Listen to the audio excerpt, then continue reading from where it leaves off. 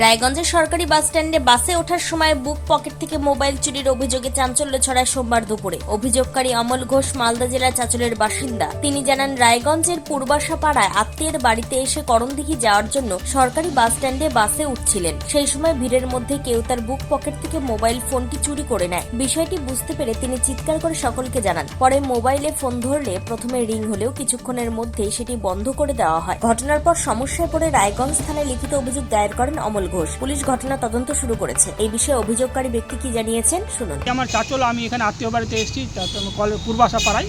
আমরা করণদিঘি যাওয়ার জন্য শিলিগুড়ির বাসে উঠছিলাম।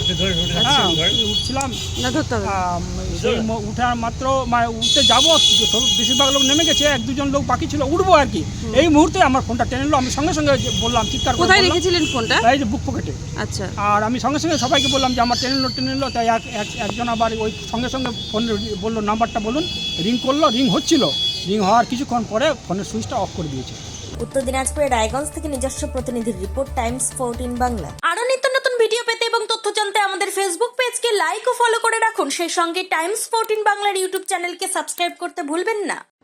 মুখের উজ্জ্বলতা হারিয়ে গেছে, স্পট পড়ে গেছে, ব্রণ ভর্তি, তাই আর দেরি না করে আজই আসুন রায়গঞ্জের চণ্ডীতলায় হেলথ প্লাস মাল্টি স্পেশালিটি ক্লিনিকে এবং এখানে পান অভিজ্ঞ ডাক্তার দ্বারা ফ্রি স্কিন টেস্ট। আরো বিস্তারিত জানতে যোগাযোগ করুন 9674895169 এই নম্বরে।